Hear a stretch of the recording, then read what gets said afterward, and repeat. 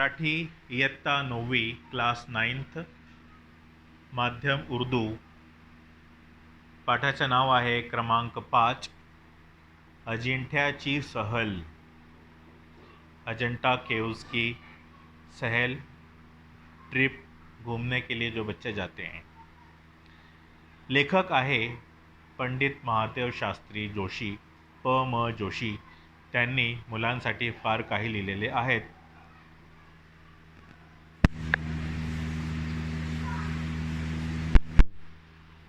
विद्यार्थी मित्रांनो, तुमच्या मराठीच्या या तासात हार्दिक स्वागत आहे आणि माझ्या चॅनल आसान मराठी यावर तुमचे हार्दिक स्वागत है। अजिंठ्याची सहल, आपने इस अजंता के केव्स के बारे में बहुत कुछ सुना होगा कि महाराष्ट्र में औरंगाबाद शहर से 90 किलोमीटर और दूसरी तरफ शुमाल की तरफ देखेंगे तो जलगांव से 50 किलोमीटर जुनूब की तरफ ये अजंता केव्स वाक़ है। इसमें लेखक ने बहुत खूबसूरती के साथ बच्चों से मुखातिब होकर अजिंठा की सहल उनसे करवाई है। अजिंठा येथे काय आहे, त्याची सहल का करायची, उसकी सहल हम क्यों करें। कारण असं आहे की तेथे डोंगरावर पहाड पर प्राचीन लोकांनी फार वर्षांपूर्वी काही मोठमोठ्या लोकांनी आपल्या नखाने राहण्यासाठी घर बनवले आहेत। त्या डोंगरामध्ये पहाड़ में उन्होंने कुरेदकर घर बनाए। बौद्ध वंशाचे ते लोक होते। त्यांनी कसे काय बनवलेले आहेत, उन्होंने किस तरह बनाए, आप इस एक छोटे से वीडियो में भी देखोगे और हम इस सबक को पढ़ेंगे और अच्छी तरह से इसको समझने की कोशिश करते हैं। मैं शुरू करता हूँ, आप लोग अपनी किताबों में देखेंगे, अपनी किताब के साथ रहेंगे। पंडित महादेव शास्त्री जोशी। मुलांनो, चला उतरा, आले अजिंठा। आता आणखी चढून गेले कि तुम्हाला अजिंठ्याची लेणी पाहायला मिळतील। और थोड़ा हम चढ़कर जाएंगे ऊपर तो आपको अजिंठा की लेनी देखने को मिलेगी, यानी कि गुफाएं, गारे। पाहिलीत ही गर्दी, देखा इस भीड़ को। परदेशातील काही मंडळीही लेणी पाहायला आली आहे। बहुत से फॉरेन के लोग भी लेणी को देखने के लिए आए हैं। लांब लांबचे लोक इथे येतात। चला आता आपण लेण्यांकडे जाऊ। चलो हम जाते हैं गारों की तरफ। आता समोरच्या डोंगरदरीकडे पहा। डोंगरदरी किसे कहते हैं, यानी कि जो पहाड़ के बाजू में वादी होती है, गहराई जहाँ से नदी वगैरह गुजरती है, उसको कहते हैं डोंगरदरी। लेखक कह रहे कि देखो उस बच्चों से कि देखो उस गहराई खाई की तरफ देखो, कशी अर्धचंद्रा सारखी दिसते। इस तरह से गोल बहकर नदी गई है वहां से, तो ऐसा लगता है जैसे आधा चांद हमको नजर आ रहा है। या डोंगरदरीच्या पोटात 30 गुफा आहे। कितनी गारे हैं? 30। हीच अजिंठ्याची लेणी। काही लेणी दिसायला लागली। थांबा, आधी थोडीशी माहिती घ्या। टीचर ने कहा अपने बच्चों से कि देखने से पहले कुछ मालूमात ले लो कि हम क्या देखने जा रहे हैं, क्यों जा रहे हैं। म्हणजे आपण काय पाहतो ते नेमके तुम्हाला कळेल। हम क्या देखने जा रहे हैं, आपको उसकी मालूमात होना चाहिए। ये मैंने पढ़ा हूँ अभी, इतना पैराग्राफ आप लोग पढ़ेंगे और इसके मैं कुछ सवालात लिखता हूँ ब्लैक बोर्ड पर। मी प्रश्न लिहितो, तुम्हाला त्या प्रश्नांची उत्तरे। तर मुलांनो, हे पहा, अजिंठ्याची सहल पहिल्या 2 पॅराग्राफचे प्रश्न लिहिलेले आहेत। 4 प्रश्न। पहिला प्रश्न आहे, मुले काय पाहायला गेली। दुसरा प्रश्न आहे, काही मंडळी कुठून आली होती। तिसरा प्रश्न आहे, डोंगरदरी कशी दिसते। चौथा प्रश्न आहे, डोंगरदरीच्या पोटात किती गुंफा आहेत।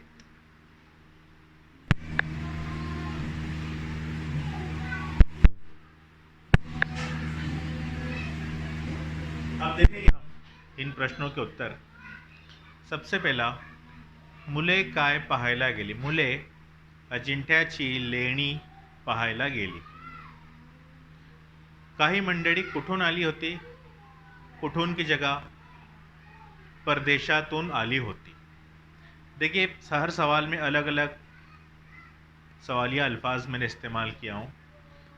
मुले काय पाहायला? काय, कुठून, कहाँ से, कशी, कैसी दिखती थी, कितनी गुफा है, कितनी, कितनी, कैसे, क्या, इस तरह से अलग अलग अल्फाज इस्तेमाल किए. डोंगरदरी कशी दिसते? डोंगरदरी अर्धचंद्रासारखी दिसते. डोंगरदरीच्या पोटात किती गुफा आहे? डोंगरदरीच्या पोटात 30 गुफा आहे. अशी या प्रश्नांची उत्तरे आहेत. तुम्हाला हे प्रश्न लिहून त्यांची उत्तरे लिहून पाठवायची आहे.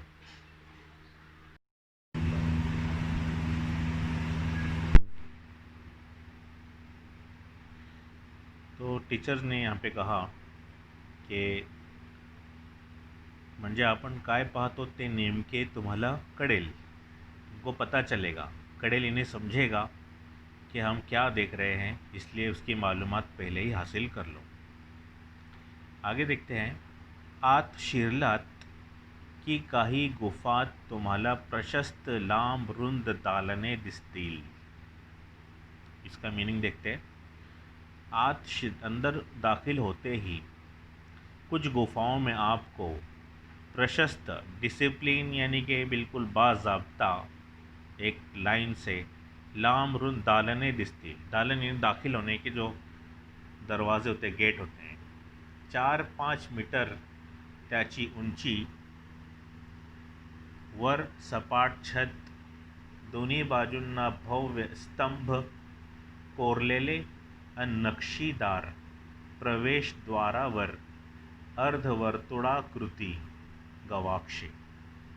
आप लोग भी पढ़ेंगे मेरे बाद, उसको वीडियो को पॉज करके पहले इसका मीनिंग देख लेते हैं. दोनों साइड से, दोनों बाजू से बड़े बड़े भव्य, बड़े बड़े स्तंभ यानी खंबे, बड़े बड़े स्तंभ यानी खंबे होते हैं. इसकी तस्वीर आपको अभी देखने को मिलेगी किस तरह से एक गुफा में बड़े बड़े खंबे होते हैं. नक्शीदार, उस पर नक्शी बनी हुई होती है. प्रवेश द्वार कहते हैं उसको. अर्धवर्तुळ, आधे गोल बने हुए. गवाक्षे म्हणजे हवा व उजेड आत येण्यासाठी खिड़कियाँ. खिड़कियाँ जो होती है उसको गवाक्ष कहते हैं. चला, माझ्या मागून ओढीने या. अब टीचर कह रहे हैं कि मेरे पीछे चलिए लाइन से. ओढी यानी लाइन. आत शिरताच, अंदर दाखिल होते ही गारेगार वाटले ना. अंदर दाखिल होते ही कैसा लगा? गारेगार, ठंडा. ऐसा लग रहा था जैसे अंदर एसी शुरू है, बहुत ज़्यादा ठंडा मौसम अंदर. पुन्हा तान्हातून, गर्मी के मौसम में भी प्रवास केल्याचा शिणवटा निघून गेला कि नहीं. इन्हें इतनी गर्मी से हम प्रवास करके आए हैं, सफ़र करके, उसकी थकावट भी चली गई. लेण्यातली हवा अशीच नेहमी गारेगार असते. यहाँ की जो हवा है अंदर लेनी के अंदर, वो हमेशा ठंडी रहती है. आता समोर लक्ष द्या. आप सामने देखिए, केवड़ा प्रशस्त चौथरा आहे. कितना प्रशस्त का मतलब होता है डिसिप्लिन वाला, यानी कि बाज़ाब्ता. चौथरा बना हुआ है, चौकोन बना हुआ है. आणि त्यावर कोण बसले आहे?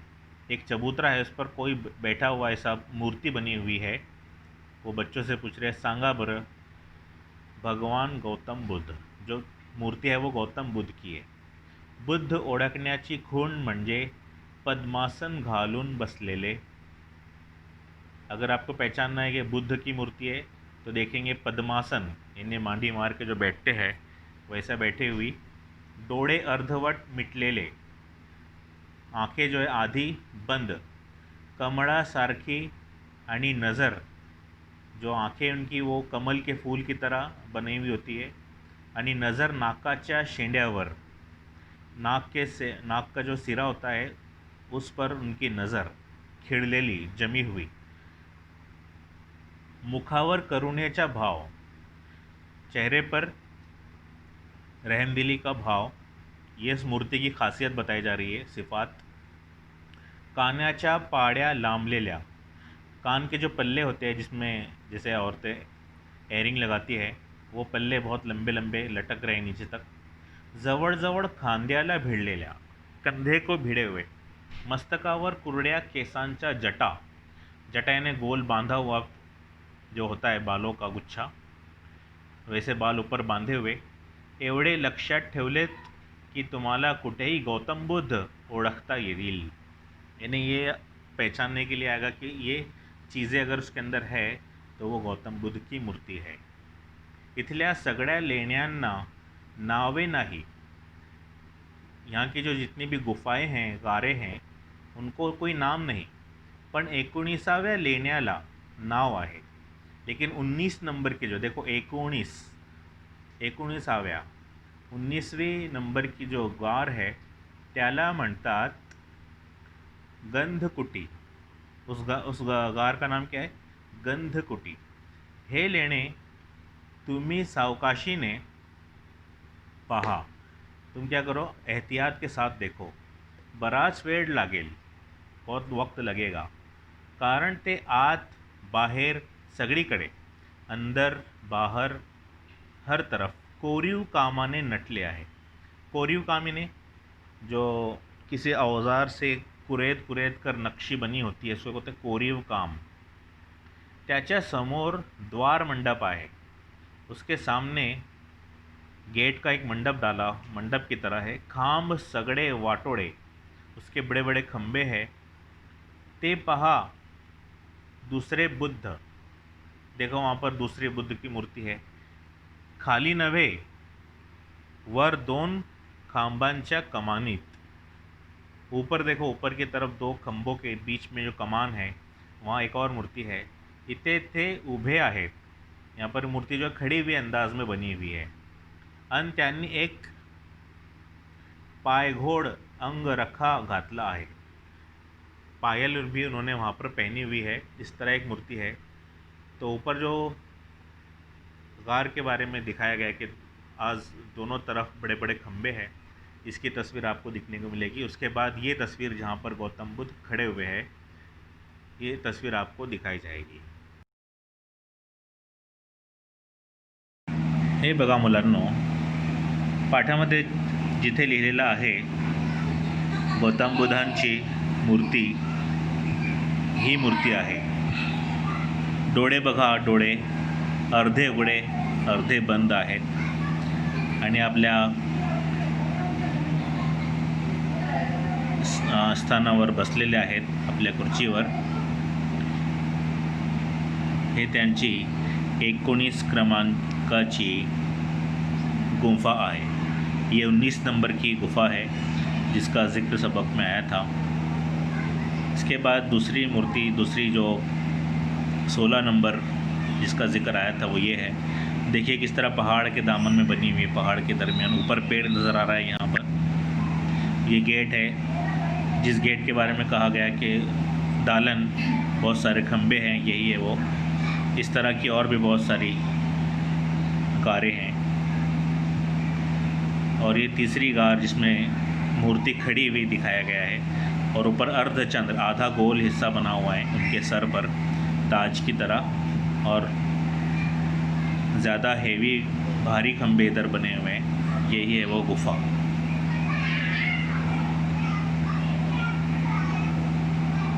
हमने देखा कि किसी भी गार को नाम नहीं है, लेकिन यहाँ जो 19 नंबर की गार है उसको नाम है गंधकुटी।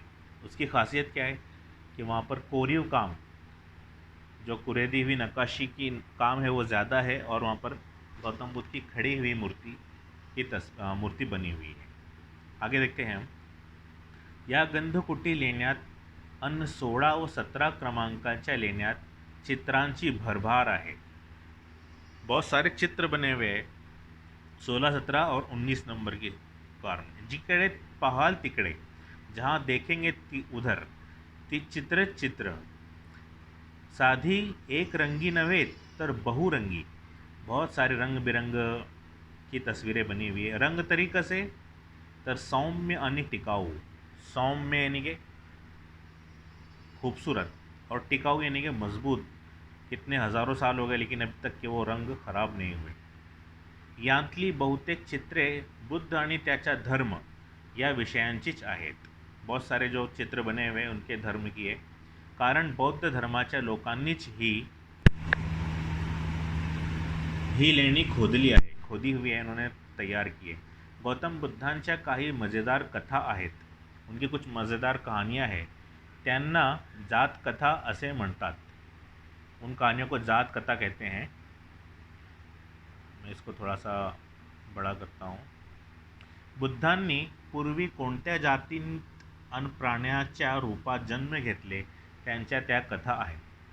उन्होंने कौन कौन से जानवरों के रूप में जन्म लिया है उसकी कहानियाँ। त्यांपैकी कित्येक कथा या लेण्यात चित्रित केल्या आहेत।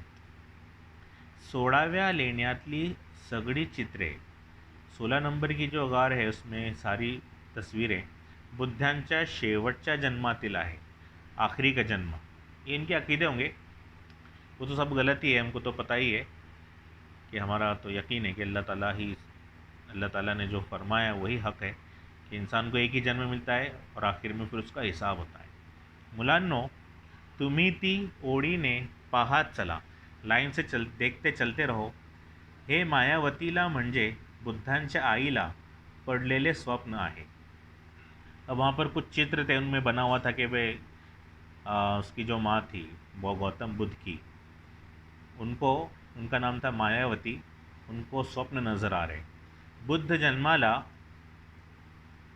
आल्याचा तो पुढचा देखावा, कि आगे उसके बाद ये नज़र आ रहा है कि वो उनको जन्म हुआ उनका, आणि ही पुढल्या चित्रातली गंमत बघितलीत, और आगे के चित्र का तमाशा देखा, गंमत यानी तमाशा। 5 वर्षांचे गौतम बुद्ध धूळपाटीवर बोटाने अक्षरे गिरवित आहेत। धूल की जो तख्ती थी उसको उंगली से उसके ऊपर लिख रहे हैं। पूर्वी पाट्या न होत्या, पुराने ज़माने में जो स्लेट होती है लिखने की तख्ती वो नहीं थी, अन दगडी पेन्सिल ही नव्हत्या। अशा धूळपाटीवर बोटे झरे तो अक्षरे गिरवावी लागत। उस ज़माने में इस तरह से धूल डाल कर फिर अपने उंगली से लिखना पड़ता था। असे शेवटपर्यंत पाहत गेलात तर सगळे बुद्धांचे चरित्र इथे चित्रांकित झालेले दिसेल। ही 30 लेणी किती जुनी, ये 30 जो गुफाएं हैं, गारे हैं, कितनी पुरानी हैं, कितनी प्राचीन आहे सांगू? सुमारे 2000 वर्षांची। कितने? 2000 साल पुराणी। आपण ही सगळी लेणी 3-4 तासात पाहून मोकळे होतो, पण ती सगळी कोरायला किती वर्ष लागली, उनको बनाने के लिए कितने दिन लग गए? हम तो 3-4 घंटे में देख लेते। तास यानी घंटा। ठाऊक आहे, पता भी है, सुमारे 800 वर्ष, इनको बनाने के लिए 800 साल लगे। ऐकून आश्चर्य वाटले ना, सुनकर ताज्जुब हुआ ना। अशी अनेक अद्भुत आश्चर्ये आपल्या भारतात आहे। तुम्ही मोठेपणी ती पहा अन धन्य व्हा, उनको देखो बड़े होकर और धन्य हो जाओ, ये शिक्षक है। तो ये था, ये सबक ज़्यादा बड़ा नहीं है, लेकिन आपको समझ में नहीं आया होगा तो आप उसको फिर से देखिए।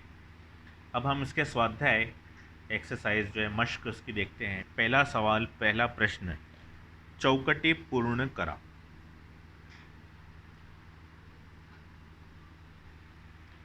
डोंगर दरीचा आकार, उसकी शक्ल कैसी थी? वादी की, अर्धचंद्रासारखा। यहाँ पे आपको लिखना है अर्धचंद्रासारखा। 2. 19व्या लेणीचे नाव। 19वीं लेणी का नाम क्या था गार का? गंधकुटी। यहाँ पे आपको लिखना है। भारतातील एक अद्भुत आश्चर्य, अजिंठा लेणी। याद रखिए, अजिंठा लेणी, इसमें आपको मिल जाएगा। गौतम बुद्धाची आई, गौतम बुद्ध की माँ का नाम क्या था? मायावती। इस बॉक्स में आपको मायावती लिखना है। अब बाकी जो दूसरे सवालात हैं मैं आपको एक नोटबुक में लिख कर दिखाता हूँ, ध्यान में रखिए और अपनी नोटबुक में लिखिए, और लिखने के बाद उसको अपने टीचर से चेक कराइए और मुझे भेजिए। तो यहाँ देखेंगे बच्चों, इस पहले सवाल का जवाब यहाँ लिखा है। डोंगरदरी अर्धचंद्रा सारखी होती। गंधकुटी 19वीं लेनी का नाम। अजिंठा लेनी मायावती। उसके ठीक बाद वाला सवाल प्रश्न 1 का आ। ओ हमने देखा अब आ है। गंधकुटीतील गौतम बुद्धाची वैशिष्ट्य है कि गंधकुटी में गौतम बुद्ध की क्या ख़ास बात थी इसकी मूर्ति में। तो 4 बातें थी। यहाँ बॉक्स बहुत छोटे बने हुए हैं इसलिए मैंने नोटबुक में लिखा है, यहाँ पे नंबर डाला हूँ सिर्फ। आप ऐसा नहीं करेंगे, आप इस बॉक्स को बड़ा बनाएंगे और इसी में वो लिखेंगे। तो देखिए यहाँ पर जवाब लिखा हुआ। पहले बॉक्स में लिखेंगे पाय घोड़ घातलेला, पायल पहना हुआ। दूसरे में लिखेंगे स्पष्ट चूड़ियाँ, उसकी जो पायल थी उसकी जो बजने वाली चूड़ियाँ होती है वो स्पष्ट थी, साफ थी। तीसरा मुद्रा शांत, शांत और गंभीर उनका चेहरा था पहले वेब शक्ल में। उसके बाद ये दूसरी वेब शक्ल है। आप अगर पेज नंबर 16 पर देखेंगे, गंधकुटीतील चित्रांची वैशिष्ट्य, जो चित्र फ़ोटो लगे हुए थे वहाँ तस्वीरें, उनकी क्या खासियत थी। इस तरह से मैंने नंबर डाला है। आपको ऐसा नहीं करना है बल्कि आपको डायरेक्ट बॉक्स में लिखना है। तो उसका जवाब देखिए यहाँ पर है।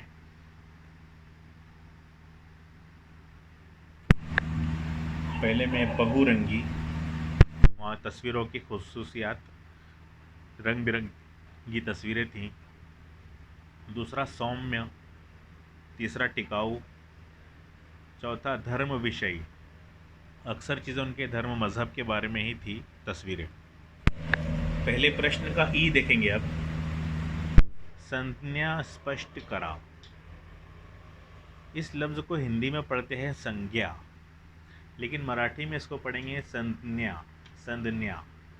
यह है न्य, संज्ञा स्पष्ट करा। अब आपने शायद हिंदी में पढ़ा होगा कि संज्ञा का मतलब इसम होता है, लेकिन मराठी में संज्ञा उसको कहते हैं कि जो शब्द दूसरी भाषा से आया हो उसको संज्ञा कहते हैं मराठी में। यहाँ पर ये फ़र्क है, आपको ये समझना ज़रूरी है। मराठी में संज्ञा यानी जो शब्द मराठी का नहीं है, बाहर से आया है। तो यहाँ पर 2 अल्फाज दिए हुए, गवाक्ष, जातक, कथा। ये दोनों बौद्ध ज़बान के शब्द है, इसलिए हम इनको मराठी में उसका मीनिंग लिखना है। ये जवाब हमें इस तरह करना है। तो देखिए बाजू में उसका उत्तर लिखा हुआ है।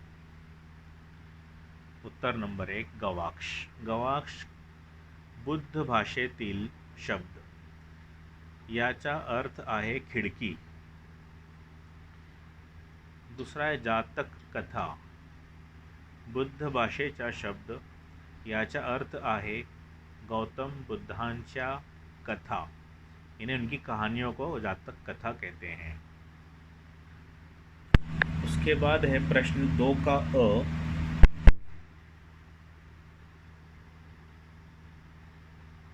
समर्पक उदाहरण ये लिखा, यानी जो बात कही गई है उसकी मिसाल लिखना है।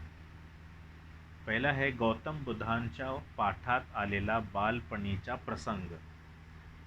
प्रसंग यानी मंजर, बचपन का कोई मंजर होगा जो उसके बारे में एक जुमला लिखिए, ऐसा उसका मतलब है। तो इसका जवाब मैंने नोटबुक में लिखा हूँ, आपको दिखाता हूँ। गौतम बुद्ध के बचपन का एक मंजर। दूसरा लेण्यात शिरल्यानंतरचा अनुभव, जैसे ही हम लेनी में दाखिल होते हैं उस गुफा में तो हमें क्या अनुभव होता है, क्या महसूस होता है, इसके जवाब देखेंगे यहाँ। समर्पक उदाहरणे लिहा। तब गौतम बुद्ध के बचपन का। गौतम बुद्ध बालपणी एका धूळ पाटीवर, धूल से बनी हुई पाटी, भरी हुई पाटी पर बोटाने अपनी उंगलियों से अक्षरें लिखित होते, अक्षर लिख रहे थे, ऐसी तस्वीरें। दूसरा है लेण्यात शिरल्यानंतर, गुफा में दाखिल होने के बाद क्या महसूस होता था। ठंडगार वातावरण होता, ठंडा जो है वातावरण यानी कि वहाँ का माहौल, वातावरण बहुत ठंडा था। ये हमने उसका जवाब लिखा है, ये आपको याद रखना है। और लिखना भी है। इसके बाद प्रश्न 2 का आ, पाठातील जोड़ शब्द। जोड़ शब्द यानी जो क्या कहते हैं उसको हम, समास। दो अल्फाज को मिलाकर एक ही लफ्ज़ बनता है, ऐसे अल्फाज अपने को, जैसे गारे गार, गार आणि गार, दो लफ्ज़ मिलाकर गारे गार बना। द्वार मंडप, द्वार और मंडप, ये दो अल्फाज इसको मिला के एक बना, ऐसे अपने को लिखना है। तो यहाँ पर हमने 4 अल्फाज लिए हैं इस सबक से। चित्रांकित, चित्र और अंकित, दो अल्फाज से ये बना है। धूल पाटी से बना, धूल पाटी। बहुरंगी, बहुत सारे रंग वाला। प्रवेश द्वार, दाखिल होने का दरवाज़ा। ये अल्फाज आपको लिखना है। अगला प्रश्न था ई, प्रश्न 2 का ई, खालील शब्दांचे विरुद्धार्थी लिहा। विरुद्धार्थी आपको मालूम है, ऑपोजिट, जिसमें क्रॉस की अलामत लगती है। चढ़ने यानी ऊपर चढ़ना, उसका ज़िद क्या होगा, उल्टा, उतरना, उतरने। बसने यानी बैठना। उभा होने यानी खड़े होना। स्पष्ट, साफ, अस्पष्ट, साफ नहीं, ये इसका ऑपोजिट है, ये इस तरह आप लोग लिखेंगे।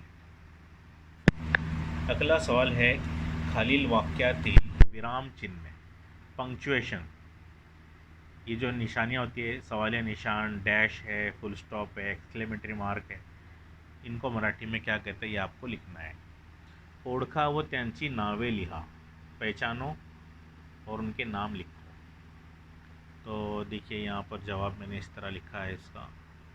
आप लोग सवाल पहले किताब में से सेम ऐसा ही लिखेंगे, इसके बाद जवाब ये लिखेंगे।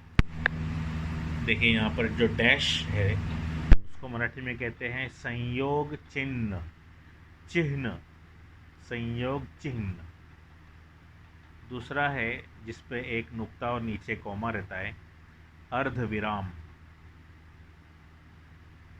और सिर्फ कॉमा अगर रहा नीचे वाला तो उसे कहते हैं स्वल्प विराम, स्वल्प विराम। और जो एक्सक्लेमेटरी मार्क होता है उसे कहते हैं उद्गारवाचक चिन्ह, उद्गारवाचक, इतना भी कहा चलेगा। इसके बाद नंबर आता है स्वमत, बड़े जवाब। तो इस सबक में 2 ही बड़े जवाब है। पहला सवाल है, पहिला प्रश्न आहे, तुमच्या मते अजिंठा लेणी आश्चर्यकारक असण्याचे कारण लिहा। क्या वजह है कि वो आश्चर्यकारक है। तो देखेंगे उत्तर। अजिंठा लेणी खरोखरच एक आश्चर्यकारक आणि अद्भुत निर्मिती आहे। निर्मिती का मतलब होता है तामीर। कमीत कमी 2000 वर्षे गेली, 2000 साल बीत गए, तरी त्या लेणी आजपर्यंत कायम आहे। तब भी ये लेणी आज भी कायम है। दगडी डोंगरात, पथरीले पहाड़ों में कोरीव काम करून ते तब्बल 30 लेण्या बनवले गेले आहे। पथरीले पहाड़ में तराशी काम करके ये 30 लेणियाँ बनाई गई है। तसेच हे काम काही सोपे नाही, ये कोई काम आसान नहीं है।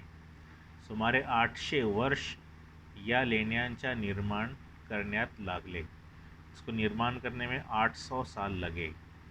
आजच्या टेक्नॉलॉजीच्या युगात अशी लेणी निर्माण करणे कठिन आहे। ऐसे टेक्नोलॉजी के ज़माने में भी नहीं कर सकते हम, तो जब तो उनके पास मशीनें भी नहीं थी।